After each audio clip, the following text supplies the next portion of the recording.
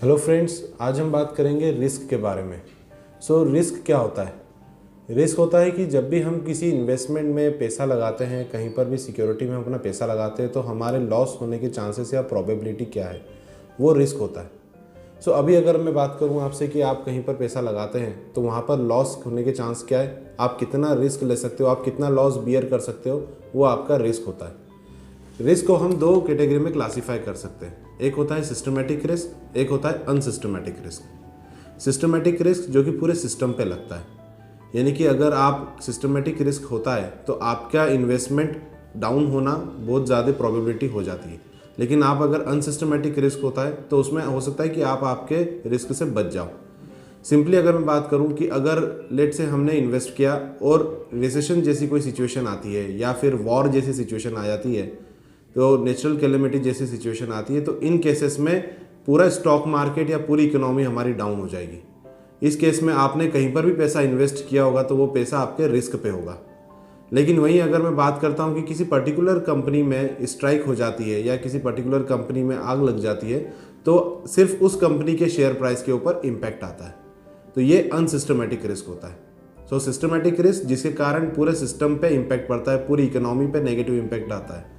और unsystematic risk जिसमें किसी पर्टिकुलर सेक्टर या किसी पर्टिकुलर कंपनी के ऊपर कोई रिस्क होता है। आज हम देखेंगे कितने तरीके के रिस्क हो सकते हैं और उन रिस्क से कैसे बचा जा सकता है। अगर मैं बात करूं सिस्टमेटिक रिस्क की, तो सिस्टमेटिक रिस्क से बचने का कोई तरीका नहीं होता है, क्योंकि जब सिस्टमेटिक रिस्क आता है तो वो पूरी की पूरी इकोनॉमी पर आता है।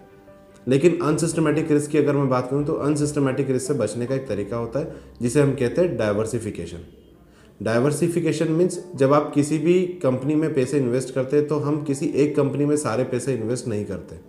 जैसा कि किया गया है कि never put your all eggs in one bag, क्योंकि अगर वो बैग अगर फूट जाएगा तो आपके सारे अंडे वहाँ पर ख़राब हो सकते हैं। इसी तरीके से आप जब भी इन्वेस्ट करते हैं तो किसी एक कंपनी में अपने सारे पैसे इन्वेस्ट मत करिए, हमेशा अलग अलग सेक्टर्स की अलग अलग कंपनी में अपना पैसा इन्वेस्ट करिए। इससे ये होगा कि किसी पर्टिकुलर सेक्टर या पर्टिकुलर कंपनी पे कोई रिस्क आता है तो उस आपका कंप्लीट इन्वेस्टमेंट ज़ीरो नहीं होता है, बल्कि दूसरी कंपनीज के इन्वेस्टमेंट आपको बचा लेते हैं। इस तरीके से अनसिस्टमेटिक रिस्क जो होता है वो डाइवर्सिफिकेशन करके कम किया जा सकता है।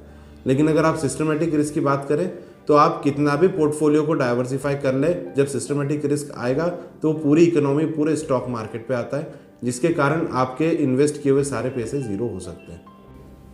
अब कुछ रिस्क की बात करते हैं। जैसे पहला रिस्क होता है interest rate risk. Interest rate risk जो कि आपने अगर कहीं डेट सिक्योरिटीज़ में अपना पैसा लगाया है तो वहाँ पर होता है। आप जब भी किसी डेट सिक्योरिटी यानी कि डिबेंचर्स या बॉन्ड में जब आप इन्वेस्ट करते हो तो आपको कुछ ना कुछ रिटर्न मिलता है, कुछ इंटरेस्ट मिलता है।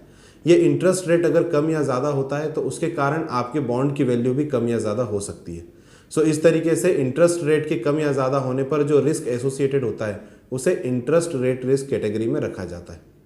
दूसरा रिस्क होता है आपका कंट्री रिस्क।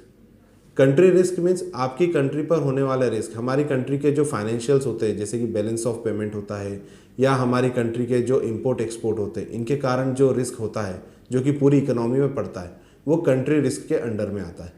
वॉर जैसी सिचुएशन भी कंट्री रिस्क के अंडर में ही आती है। तीसरा रिस्क होता है पॉलिटिकल रिस्क। जब भी गवर्नमेंट चेंज होती है तो उसका एक पॉलिटिकल रिस्क हमारा होता है, क्योंकि जब प्रेजेंट गवर्नमेंट है उस प्रेजेंट गवर्नमेंट की कुछ स्कीम्स काम कर रही होंगी। जैसे ही गवर्नमेंट चेंज होती है तो उन स्कीम्स में कुछ चेंज आते हैं या उन स्कीम्स को रोक दिया जाता है और नई स्कीम्स को हाई प्रायोरिटी दे दी जाती है। इस तरीके से सारे गवर्नमेंट कॉन्ट्रैक्ट्स और जितने गवर्नमेंट भी दिए हुए होते हैं वो सारी चीज़ें आपकी वहाँ पर रुक जाती है। अगर आपने इन किसी स्कीम के बेस पर किसी कंपनी में इन्वेस्ट करके रखा है तो पॉलिटिकल चेंज होने के कारण आपके इन्वेस्टमेंट्स पे वो रिस्क आ जाता है। अगला रिस्क होता है क्रेडिट या डिफ़ॉल्ट रिस्क। क्रेडिट या डिफ़ॉल्ट रिस्क जब भी कोई कंपनी आपके शेयर से आपसे पैसे लेकर डिफ़ॉल्ट कर जाती है, जैसे कि विजय माल्या का केस था, वो एक डिफ़ॉल्ट रिस्क था जहां उन्होंने पैसे लिए थे लेकिन वो पैसे वापस ना कर पाए। तो ये सारे केसेस डिफ़ॉल्ट रिस्क या क्रेडिट रिस्क में आते हैं। अगला रिस्क होता है मार्केट रिस्क, जहाँ पर स्टॉक मार्केट के ऊपर अगर किसी तरीके का रिस्क होता है, जैसे रिसेशन। जब रिसेशन आया था तो रिसेशन एक मार्केट रिस्क था, उसके कारण पूरे स्टॉक मार्केट में जितना भी इन्वेस्टमेंट था सब कम हो चुका था। तो इस तरह के कोई रिस्क आते तो उसे हम मार्केट रिस्क की कैटेगरी में रखते हैं। अगला रिस्क होता है foreign exchange risk. Foreign exchange risk means जो हमारी इंडियन करेंसी है यूएसडी आईएनआर का अगर हम बात करें तो हमारी इंडियन करेंसी के बदले जो यूएसडी हमें मिलता है उसके अगर रेट में कोई चेंज आता है, जैसे पहले ये आप 60 रुपीज़ में $1 आपको मिलता था, अब वही चीज़ 70 रुपीज़ की हो चुकी है। सो जब जो लोग इंपोर्ट या एक्सपोर्ट का बिजनेस करते हैं या जो इंडस्ट्रीज इंपोर्ट या एक्सपोर्ट पे बेस्ड है, इन फ्लक्चुएशंस के कारण उनके प्रॉफिट या लॉस में चेंज आता है, जिसके कारण स्टॉक प्राइजेस में अप्स एंड डाउन हमें देखने को मिलते हैं। तो इस तरह के रिस्क को फॉरेन एक्सचेंज रिस्क कहा जाता है। सो ये सारे रिस्क होते हैं जो कि हम लोग देखते हैं स्टॉक मार्केट में, या जब भी हम इन्वेस्ट करते हैं अपना पैसा, चाहे हम बॉन्ड्स में करें, चाहे मार्केट में करें, चाहे म्यूचुअल फंड में करें, ये सारे रिस्क कहीं ना कहीं एसोसिएटेड होते हैं। सो आज के टॉपिक के लिए इतना ही। नेक्स्ट टॉपिक में हम और कुछ देखते हैं। Thank you.